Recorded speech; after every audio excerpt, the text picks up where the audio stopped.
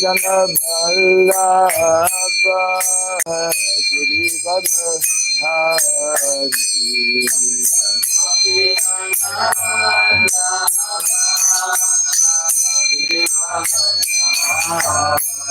Jaya Gopi Jana Vallabha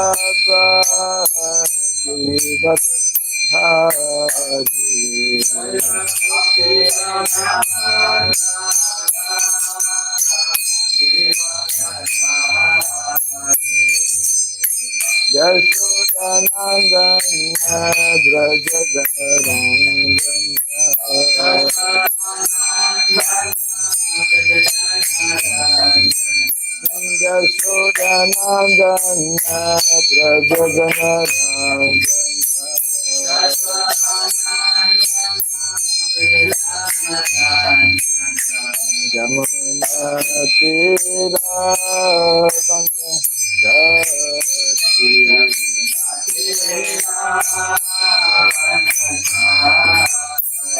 Yamuna Tira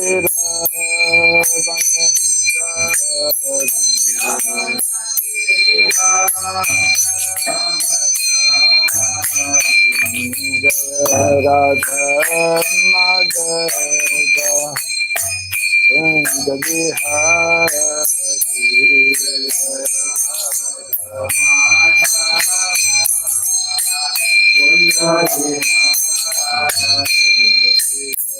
Radha Madhava Kunda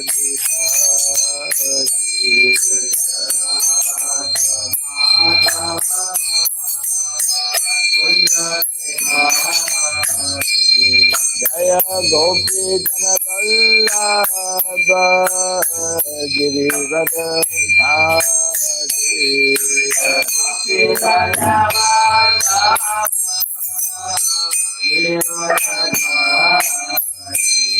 Jaya Gopi Jana Vallabha Girivardhari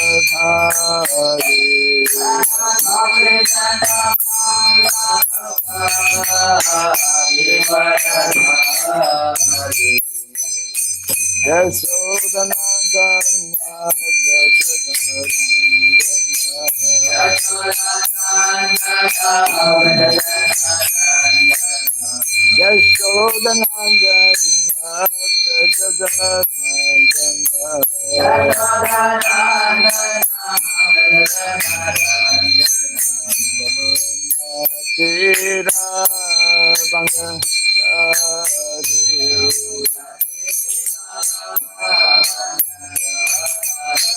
Yamuna Tira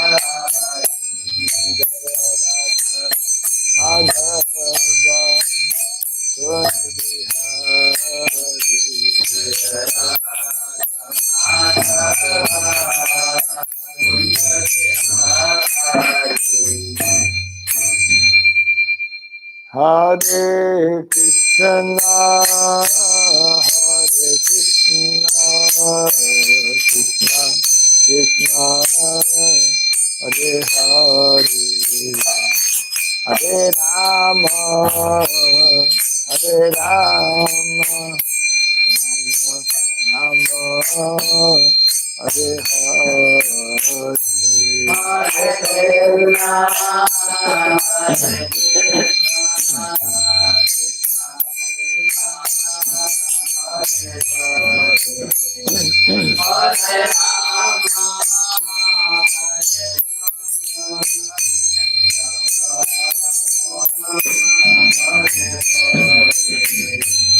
Hare Krishna, Hare Krishna, Krishna Krishna, Hare Hare, Hare Rama, Hare Rama, Rama Rama, Hare Hare.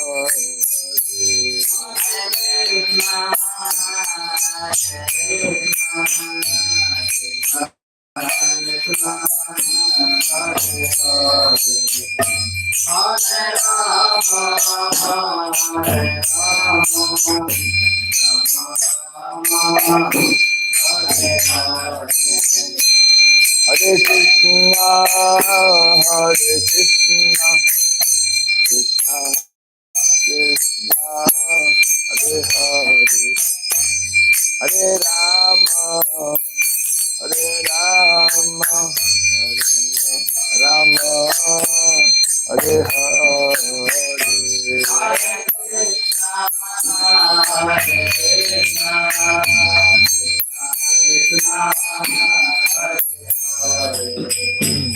Hare Rama, Rama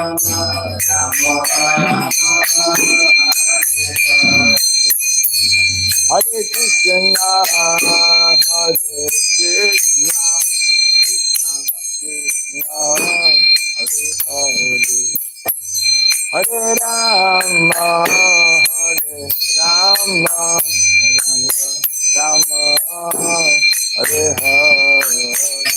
Hare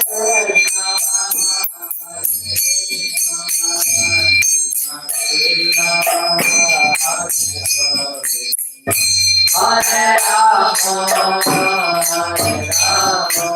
Hare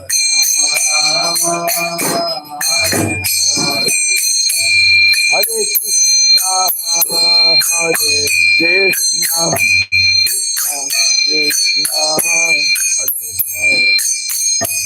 Hare Rama, Hare Rama, Rama Rama, Hare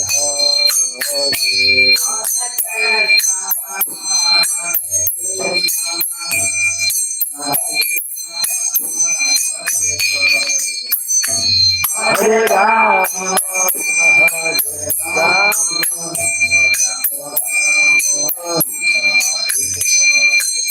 Hare Krishna, Hare Krishna, Krishna Krishna, Hare Hare, Hare Rama, Hare Rama, Rama Rama, Hare Hare Rama, Hare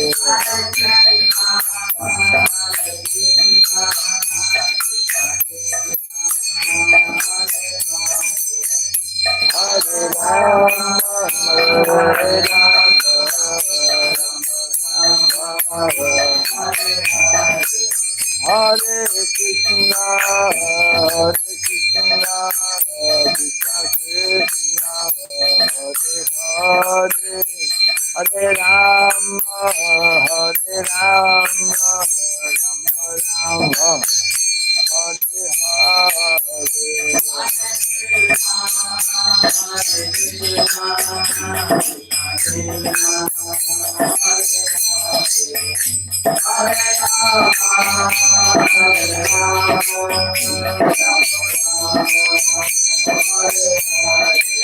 Jaya Radha Madhava Radha Madhava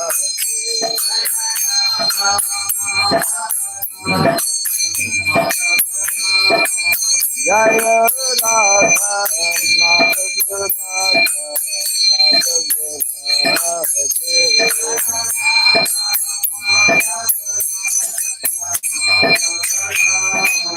Jaya Radha Madhava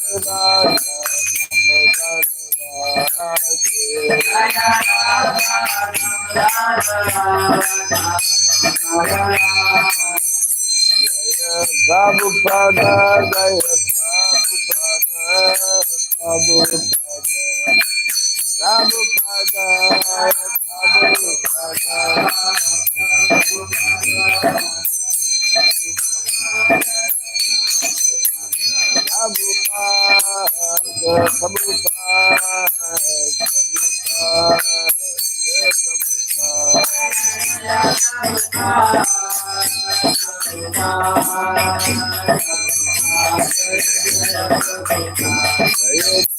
Prabhupada,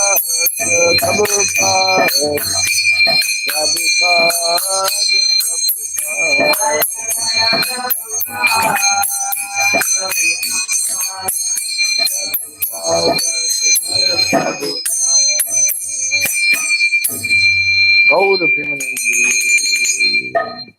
Jayam Vishnupada Paramahamsa Pri Vrajgashaja Stotra Satya Sri Simadhi Divine Grace Celebrate Charanarvind Bhaktivedanta Swami Sri Prabhupada Ki Ananta Koti Vaishnava Vrinda Ki Skandibiti Founder Charya Divine Grace Sri Prabhupada Ki Namacharya Srila Haridas Thakur Ki Samaveta Bhakti Vrinda Ki Harinam Sankirtan Ki Grantaraj Srimad Bhagavatam Ki Jai Nitai Gaura Pimanandi, all glories to the assembled devotees, all glories to the assembled devotees, all glories to the assembled devotees, all glories to Sri Guru, to Sri Gauranga, all glories to Sri Prabhupada.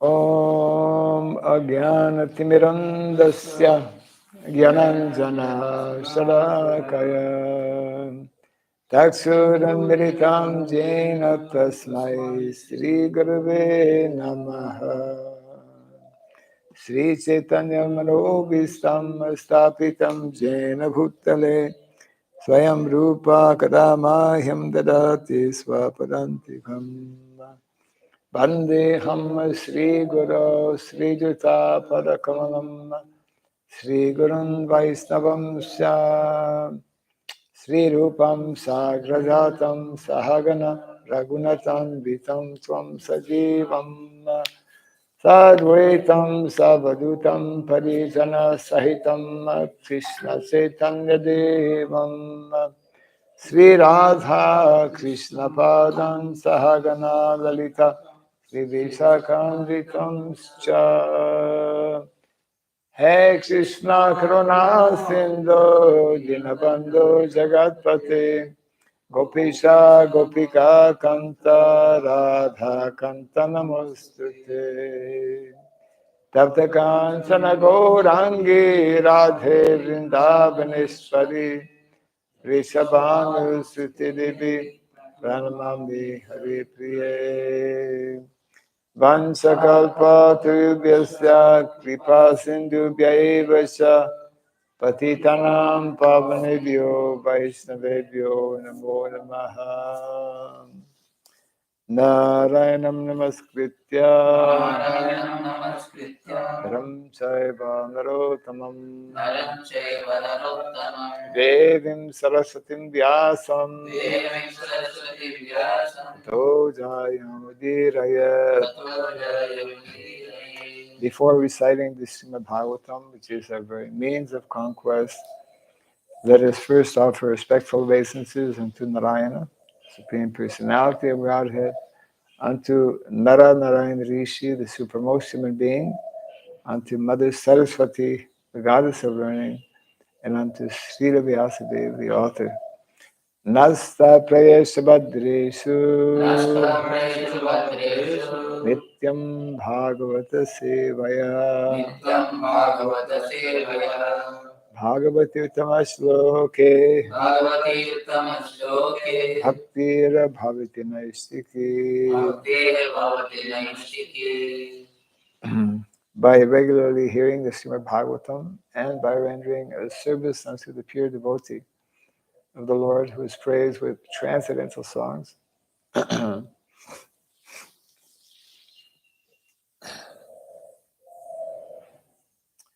Nasta Prayasa Badresu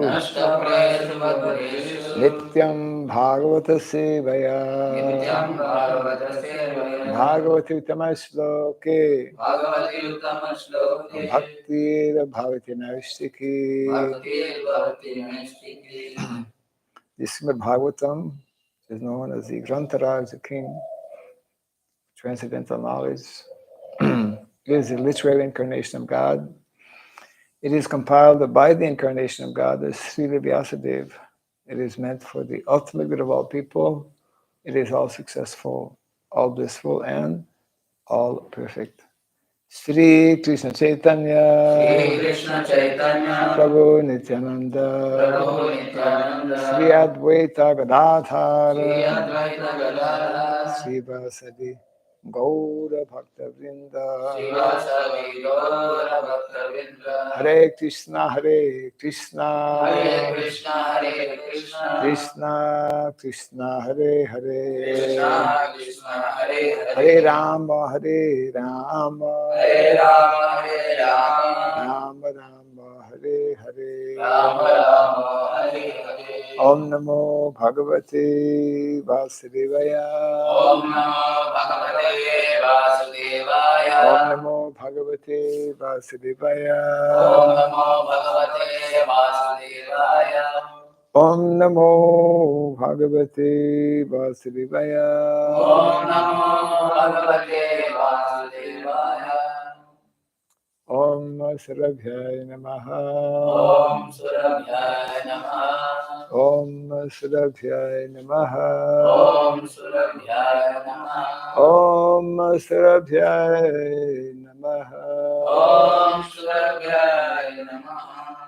Mukham karoti vataram pangum langayate girim yat kripa tamaham vande Sri Gurum Dinataram. Yat kripa tamaham vande Sri Gurum Dinataram. Hare Krishna. Welcome to our Bhagavatam class. We continue from chapter 18 from the 11th Canto, chapter entitled Description of Varnashrama Dharma. And today we continue from text 19. Bahir Jalashayam Gatva Tatropasprishya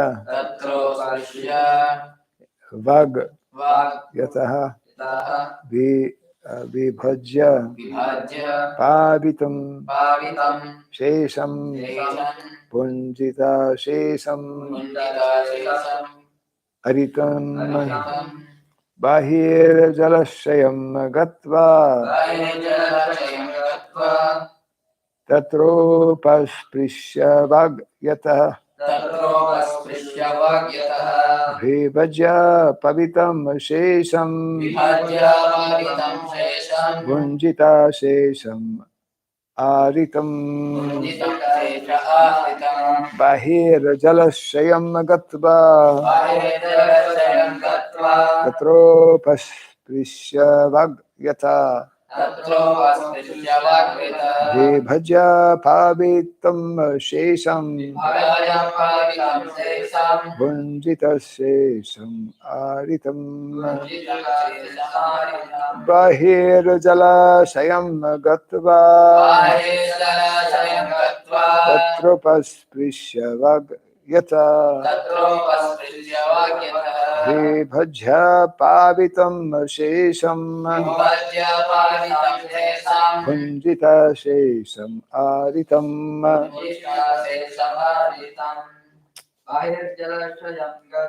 Bahir Jalashayam Gatva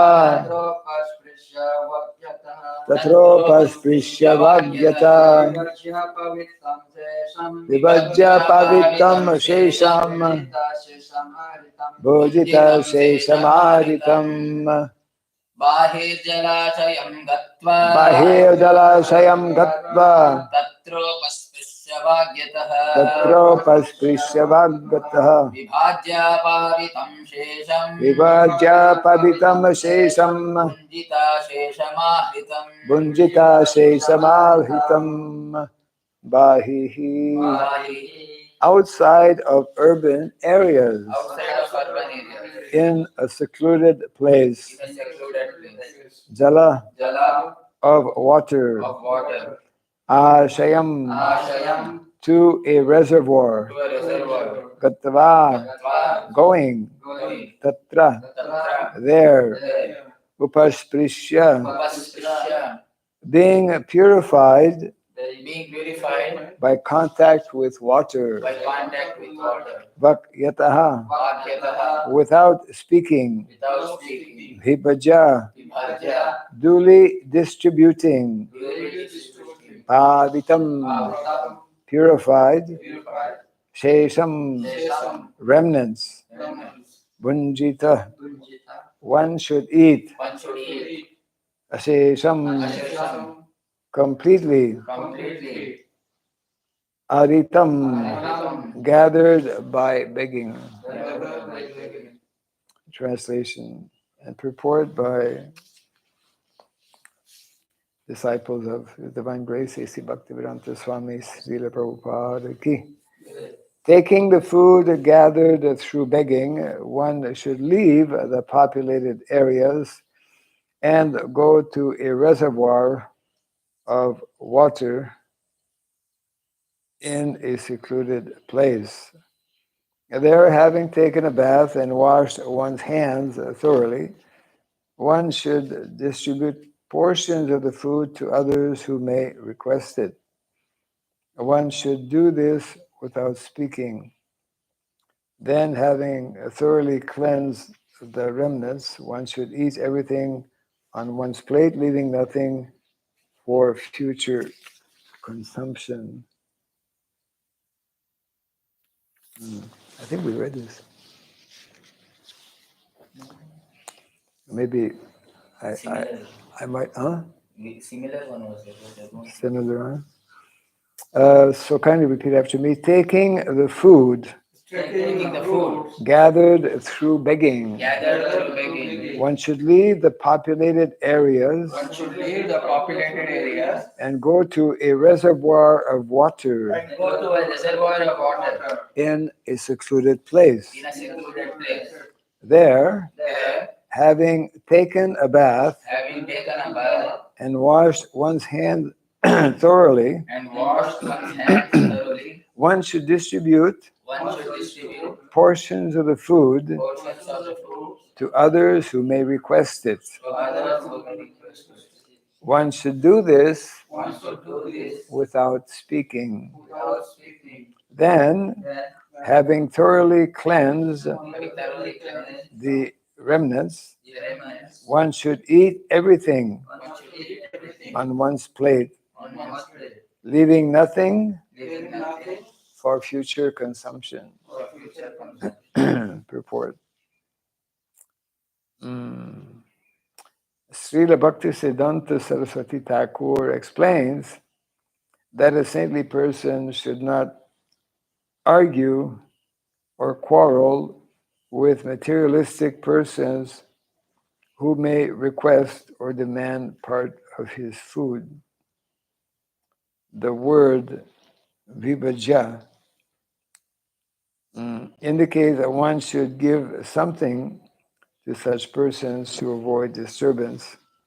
And then, offering the remnants to Lord Vishnu, one should eat everything on one's plate without saving food for the future. The word bahi indicates that one should not eat in a public place, and vagyata indicates that one should eat silently, meditating upon the Lord's mercy. Translation again, taking the food gathered through begging, one should leave the populated areas and go to a reservoir of water in a secluded place. There, having taken a bath and washed one's hands thoroughly, one should distribute portions of the food to others who may request it. One should do this without speaking. Then, having thoroughly cleansed the remnants, one should eat everything on one's plate, leaving nothing for future consumption. So, Vedic culture, Vedic Shastra is giving specific instruction about what kind of food we should eat and how we should eat. One should avoid eating in a public place which nowadays is practically impossible because everyone is breaking this by traveling in public, and the standards have become very, very bad. People are eating without washing their hands before, nor even washing their hands after. They just, as if now their hands have become clean. um, so these are instructions for those who are begging food. Uh, they should go to a secluded place away from the general public. Um, and specifically, it mentions here one should not, what's the word? Mm, keep food for the future. Uh, There's also injunction that one should not eat food that has been cooked more than, what is it, after 3 hours. Uh,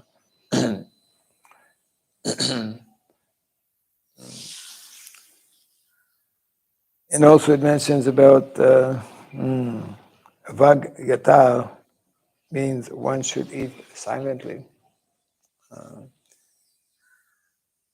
Actually, in some of our temples, like some of the big temples, I remember when visiting like Mumbai, I think in Calcutta also, during prasadam, because the tendency is to talk and talk and talk. So here it mentions actually one should take silently. So they have a system, they had a system, I don't know, probably still there, where someone reads like Chaitanya Charitamrita or some pastimes of the Lord. The idea is that one should be, one should not be frivolous. Of course, frivolous means somewhat irresponsible or not attentive to what one is doing. In other words, taking prasadam, we all know, I mean, from the whole process of prasadam, beginning from selecting proper food stuff, which today is practically impossible because all the food, the produce, is in so many ways contaminated.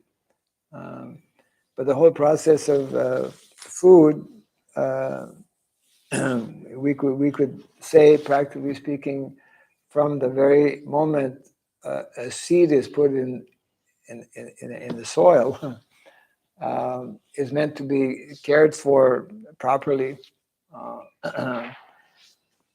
And because that food is meant to be offered, of course, to the Lord, and then it is meant to be served after being offered and after it becomes prasadam um, to uh, to devotees and to people in general.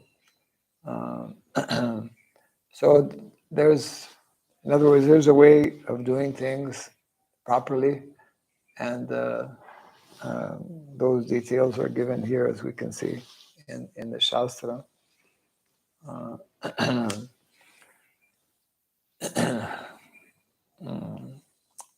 In the early days, Srila Prabhupada was very was himself, as we know, cooking for the devotees and constantly reminding devotees to wash their hands, wear clean clothes, etc.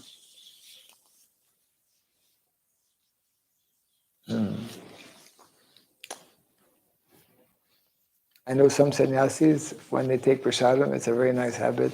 I did it sometime, but when taking prasadam, someone is reading, which is very nice, or listening to a class or like that, so that it's not only a spiritual activity, but it's a what do you call it, a biological, just like the Vedic way of taking prasadam, very different than the Western one. It's like sitting on the floor. sitting on the floor in a cross-like position. And there's biological reasons for that. I mean, I've not studied in depth, but as opposed to sitting on the chair, in Western world, people don't sit on the floor, right? People sit on the chair. So when you sit on the chair, actually, the digestion is not as smooth or easy as when you sit in a cross-like position.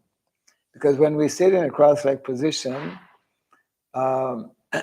for taking food, prasadam, then there is less stress on the body in terms of like blood circulation. I'm sure some people or possibly some devotees have studied this. I read a few articles regarding that, how the Vedic system of eating is very scientific.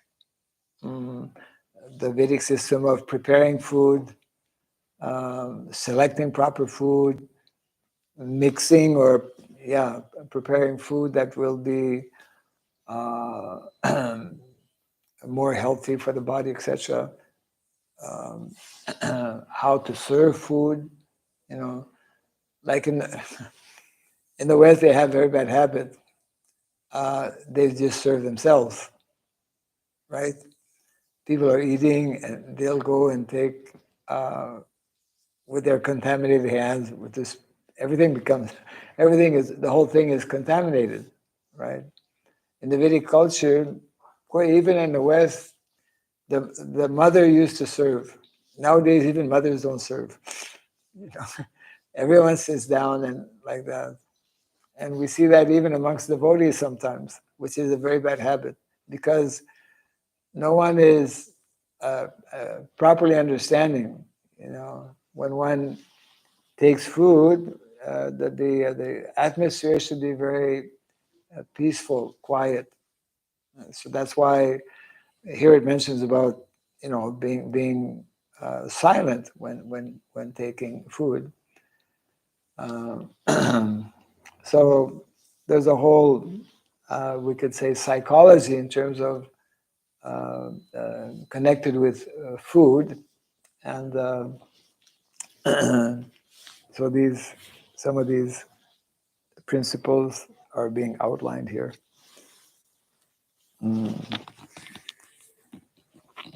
So it means that, all activities, including that of eating, is meant to be done ultimately for the purpose of remaining connected or becoming connected with Krishna.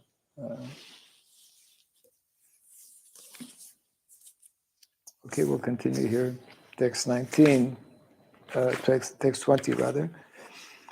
Ekas charin mahim etam nisanga samyatendriya atma krida atmartha atmavan samadarshanaha. Translation and purport. Without any material attachment, with senses fully controlled, remaining enthusiastic and satisfied in realization of the Supreme Lord and his own self, the saintly person should travel about the earth alone.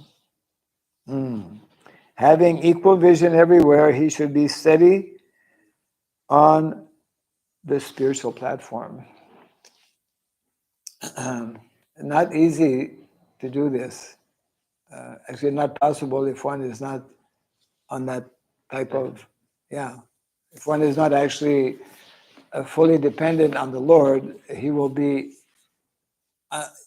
unnecessarily in all kinds of anxiety, isn't it? So this is, again, in reference to sannyasis, that traditionally one who takes sannyas, he should be he should be traveling. And his purpose for traveling is twofold. What are the two main reasons for traveling for a sannyasi? One is to enlighten others by meeting people. Very often there will be some exchange, or people may be inquisitive, etc.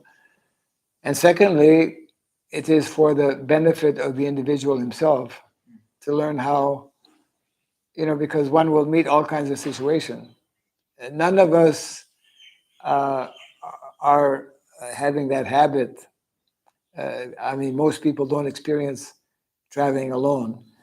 You travel, traveling alone to some unknown places, especially,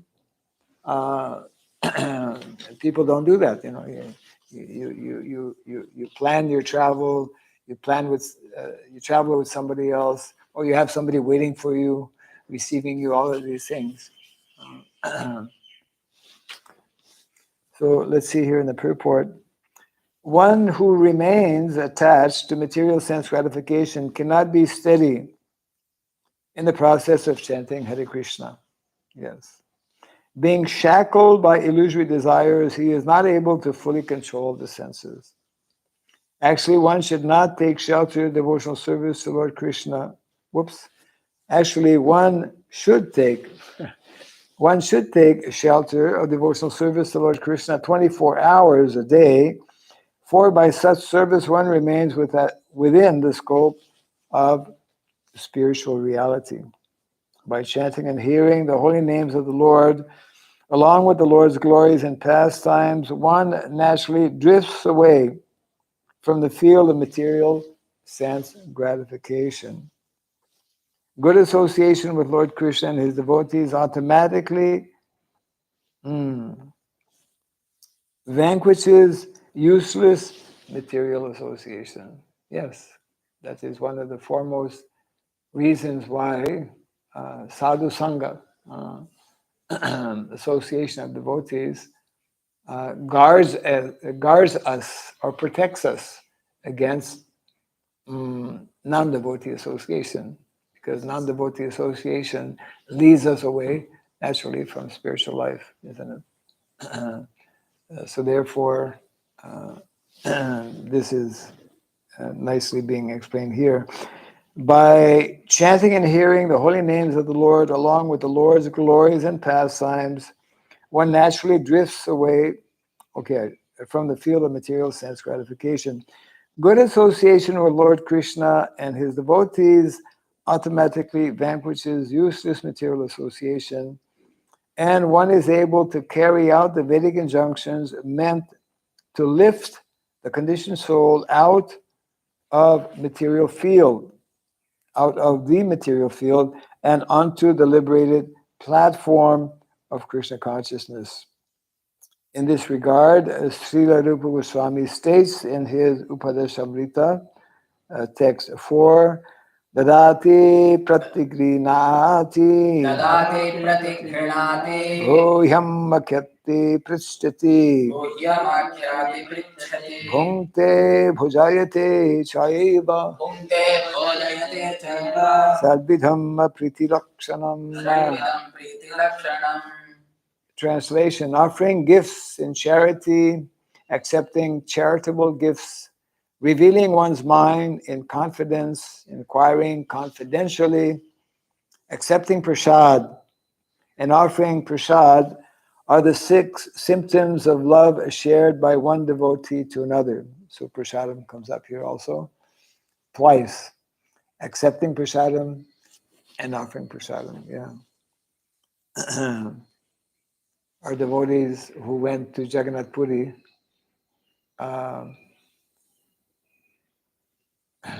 Krishna Charan, so expected to come, I believe tomorrow, within 1 or 2 days. Most likely they'll have some Puri Prasadam, Prasadam, We're fortunate, we have another group who just went yesterday to Jagannath Puri, Prabhu Nityananda. So One who thus learns to associate with the Lord's devotees actually remains insulated from the contamination of material life. Insulated, yeah. And by pure association, one gradually understands the name, form, qualities, associates, pastimes, and devotional service of Lord Sri Krishna. And thus, even in this lifetime, one can become a resident of the spiritual world. In the association of pure devotees, there is no material contamination and no useless discussion, since all pure devotees are fully engaged 24 hours a day in the loving service of the Lord. Well, that's how it's supposed to be, but it's not always the case. But that is the goal, and we need to remind ourselves at different times that this is because, the whole discussion, I was just reading actually this morning a little bit how one in a discussion between Srila Prabhupada and some of his senior most devotees, the question was being asked, why is it, it was in regards to Varnashrama, why is it necessary to promote and introduce Varnashrama? Because our understanding, that was a devotee was explaining, our understanding is that Lord Chaitanya Mahaprabhu is so merciful. He has introduced a simple process of chanting the holy name. And in this way, by chanting and taking prasadam and associating, we become Vaishnavas. And Prabhupada was telling, it is not so easy. Not so easy to become Vaishnava. Yeah. It is not so easy to become Vaishnava. It is not so easy to become Vaishnavi also, obviously. So therefore, we hear this nice description here that yes, when devotees are intent and serious in practicing Krishna consciousness, then this description is factual. Then we actually can experience constantly transcendental bliss, satisfaction, and we can become, and we can remain enthused in Krishna consciousness. But to the extent that we are not on that level, then problems will be there, irregularities will be there. Mm.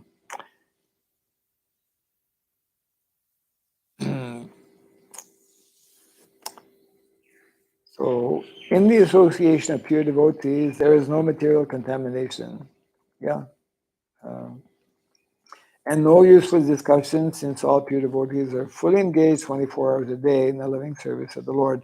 By the influence of such devotees, one develops equal vision, samadarshana, and sees the realized knowledge of Krishna consciousness everywhere.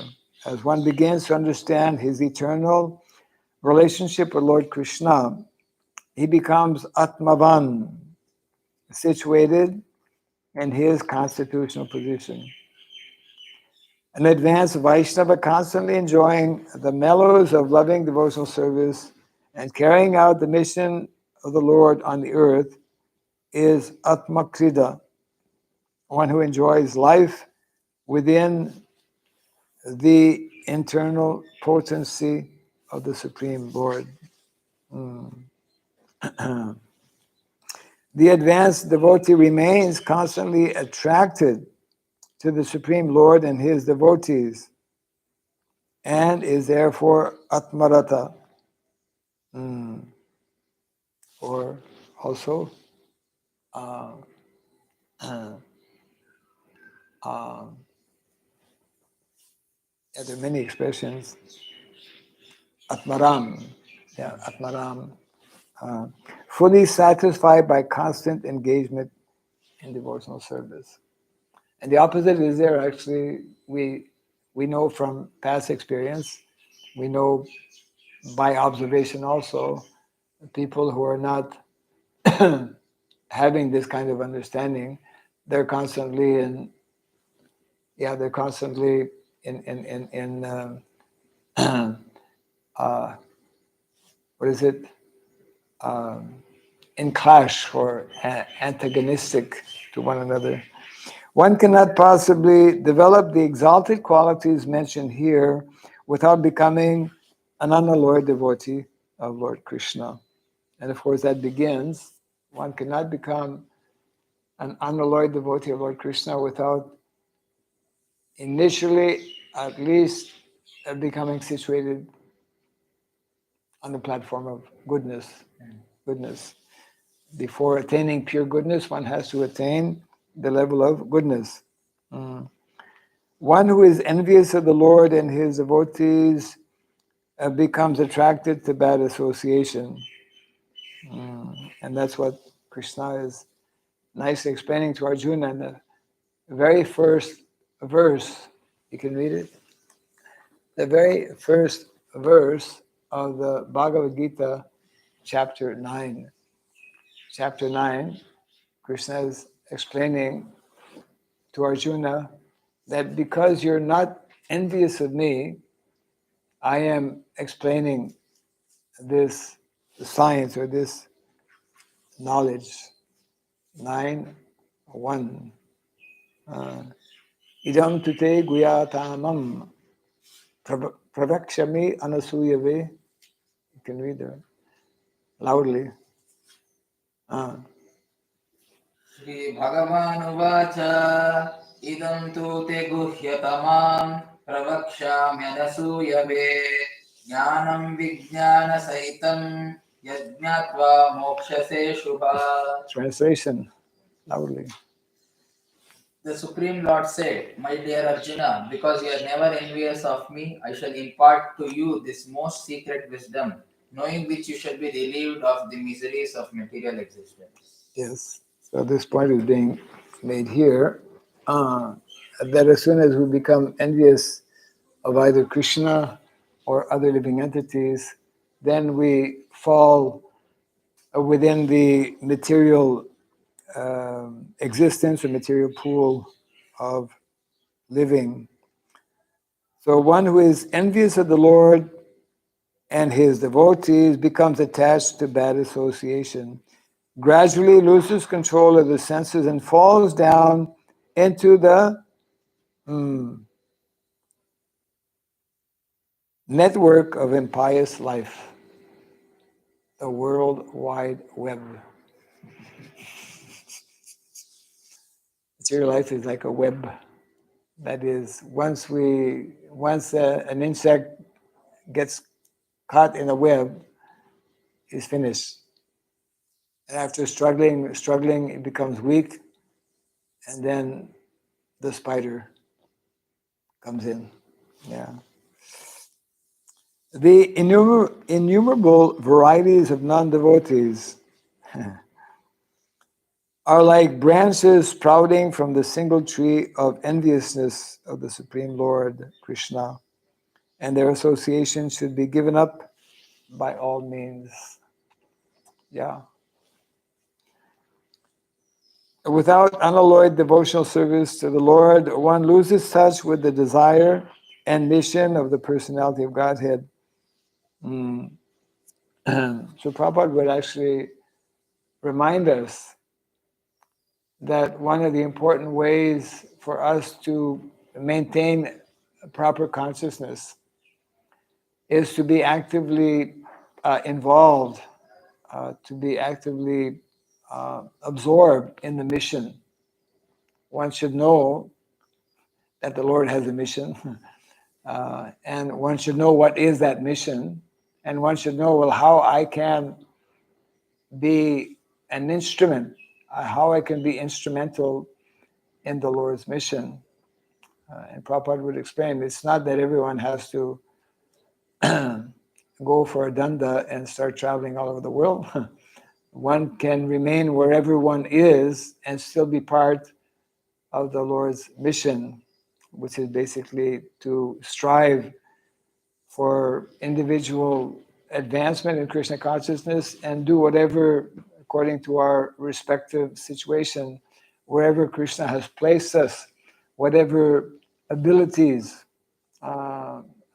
we have, whatever it is that we can do when we are conscientious and intentionally endeavor to be part of that mission. Krishna arranges in different ways, making garlands for the Lord, offering our food at home. That's also part of the Lord's mission, because all of those activities purify ourselves and purify the atmosphere where we are. Mm. Without, last paragraph here, without unalloyed devotional service to the Lord, one loses touch with the desire and mission of the personality of Godhead and becomes attracted to worshiping the wonderful male and female creations of the Lord's illusory energy.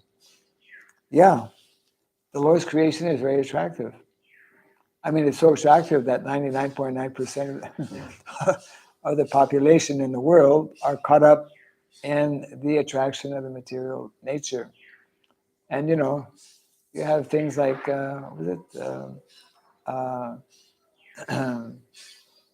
one magazine, it was very popular, maybe still is, on the National Geographics. Are you familiar with that?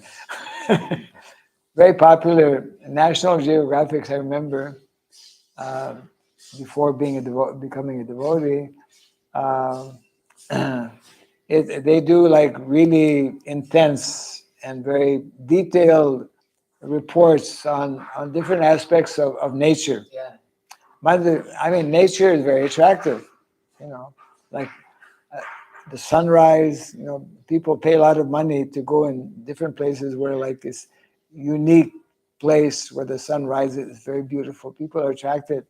The beauty of nature, the beauty of people.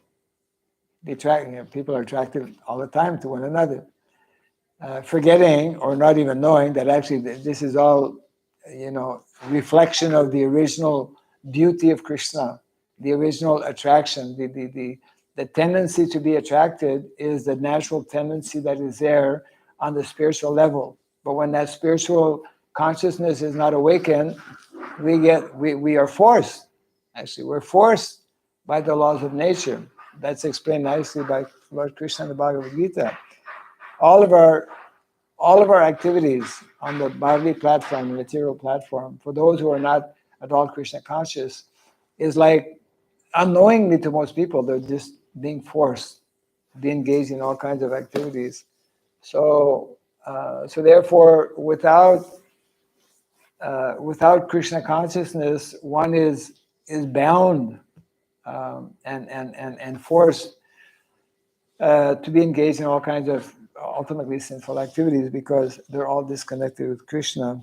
So this is nicely explained here, that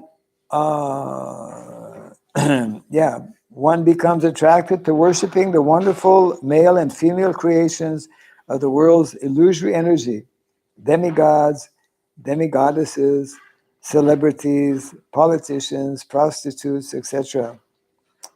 Yeah, people are mad after like superstars, right? What is it? Bollywood. People are mad, after popular singers or actors or whatever like that. When the Beatles were traveling in the 70s, Beatles became like world famous, and they were going on tours, and you see these documentaries. Just by them making their appearance on the stage, people, young girls especially, would go, would faint, would be crying in perverted ecstasy, because it's natural to be in this way attracted, but it's wrongly directed, and therefore it's like very short-lived, and doesn't really give the desired result. In this way, one foolishly considers something besides Lord Krishna to be supremely wonderful, isn't it? People get absorbed in so many things and ultimately forget the real goal and purpose of life. Actually, Lord Krishna is the only true object of worship for those desiring to experience unlimited beauty and pleasure. By seriously taking to Krishna consciousness, one can realize the transcendental position of Lord Krishna and gradually develop all of the qualities mentioned in this verse. Yeah. Nice. Yeah. So I'll just read this text again and we can finish here unless there's some comments. That was text 20. Without any material attachment,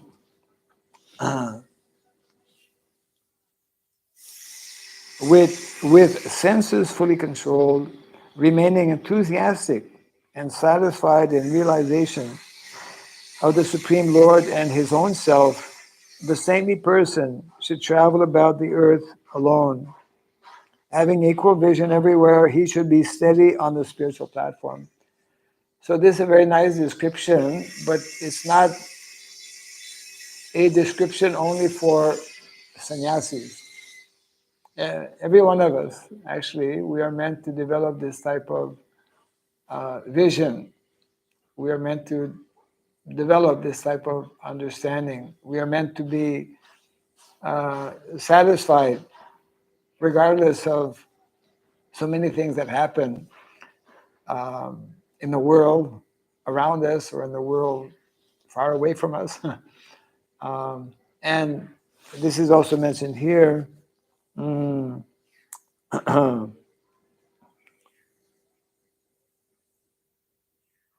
Atmakrida. What is Atmakrida? Atmakrida, it's also that was mentioned also in the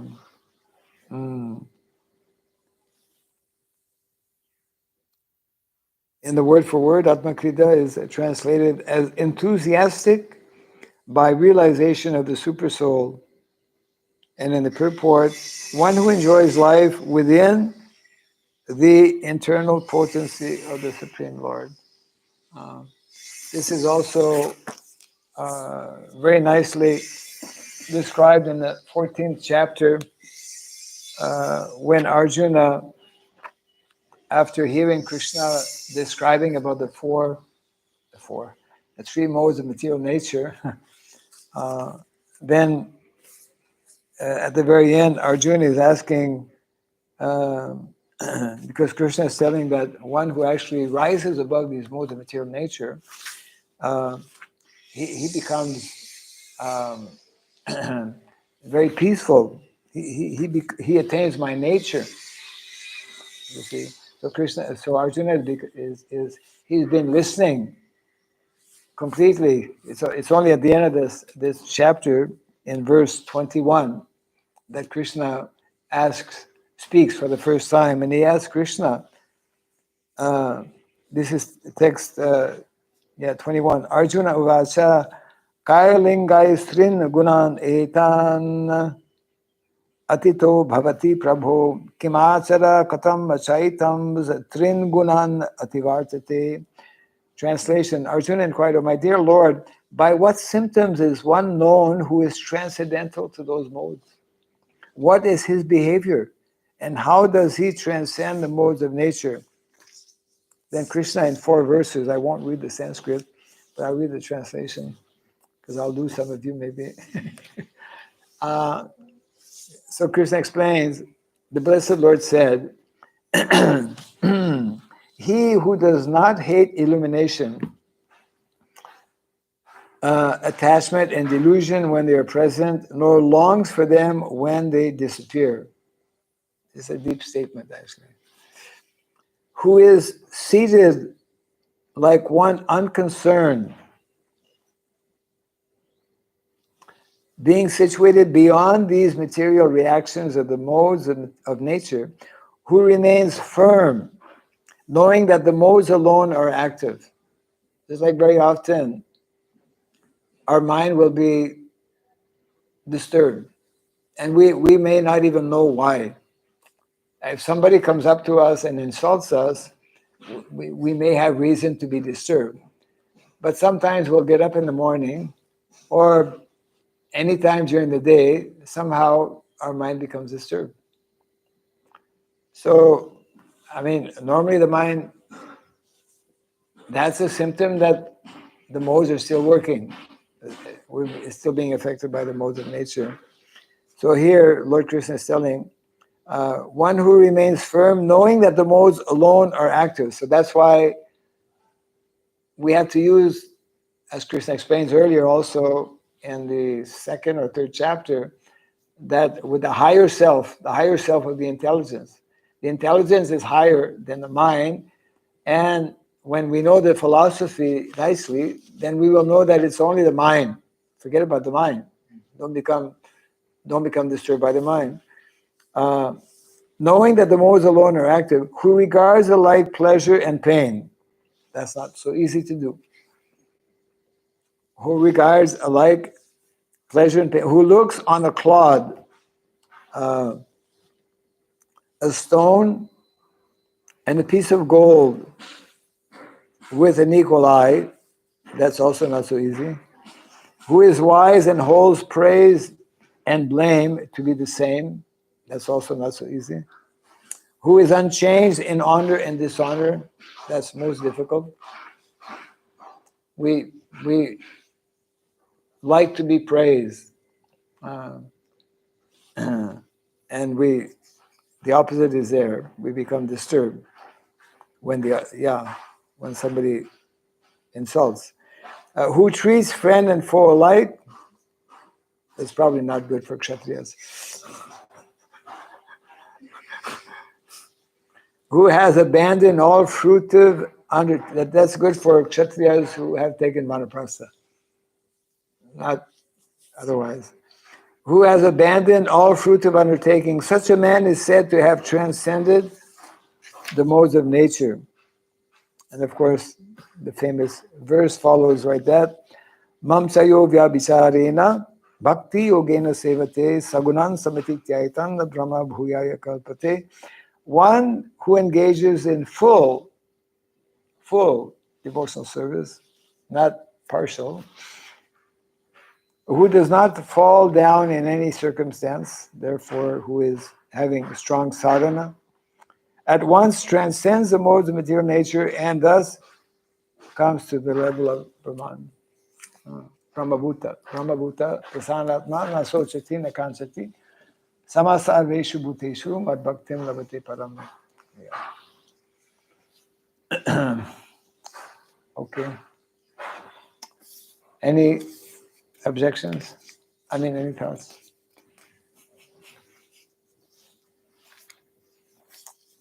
Nice verse. Nice report also.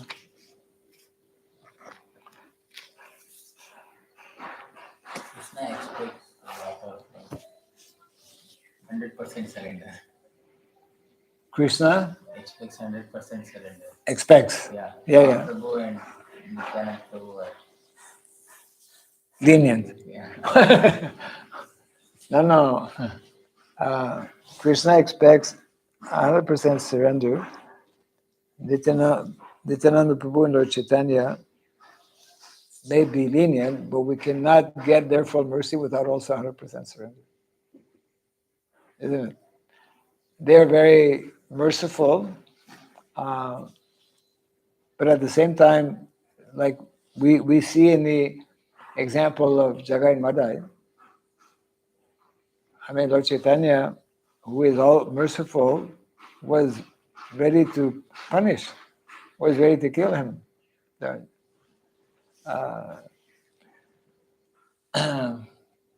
And of course, Nityananda Prabhu came to the rescue. So, yes, Shishi Gornitai, they are more merciful. but we cannot uh, get their full uh, mercy unless we come to that point ultimately of surrendering. That is what in that pastime Prabhupada explains, that Lord Chaitanya gave his full mercy to Jagai and Madai on the condition that they not again take up to sinful activities, isn't it? Yeah. So that means that one has to surrender.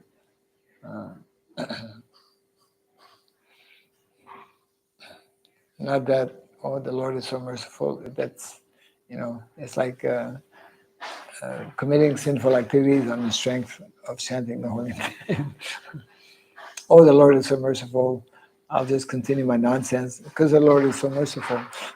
But if they're following sadhana at one point, if they're following sadhana at one point, it will rectify. Clear.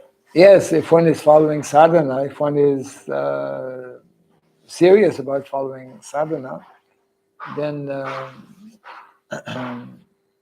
one will become gradually more and more purified, and one will be able to come to that level or stage of fully surrendering. Krishna, who created this material world, knows that it's not such an easy place. So yeah, one must make the effort. Not that, oh, the Lord is merciful and let me just not make the effort. As the saying we have heard many times, the Lord helps those who help themselves. Yeah. And the other example is given: if somebody falls in a well which has water and is not unconscious and cries out for help, so somebody will come and, okay, 1 minute, and throw a rope, and that rope reaches the person. So now the person, he has to take the rope. He cannot just say, no, I can't.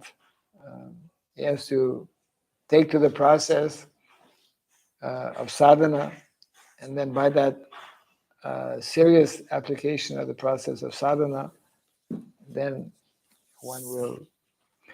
sadhana will take us beyond and above the modes of material nature. It's only, that is our only problem in the material world, our connection with, our attachment to these modes of material nature, and it's very subtle. So therefore, unless we make that constant endeavor, have regular programs as we do, as Prabhupada recommended, we get regular sadhu sangha in this way, by hearing all of these activities that we do.